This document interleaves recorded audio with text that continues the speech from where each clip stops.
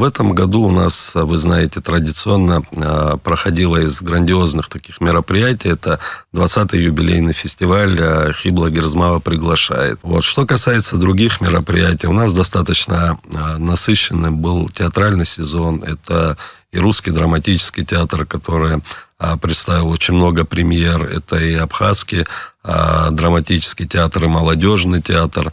Вот, и наш театр комедии имени Почаля, Корчальский.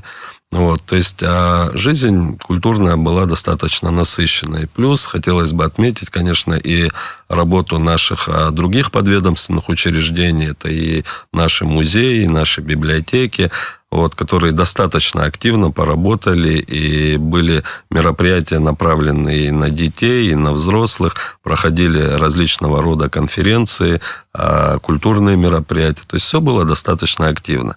Вот. Конечно, бы хотел одно из таких событий отметить, то, что в этом году у нас проходил отчетный концерт нашего госансамбля,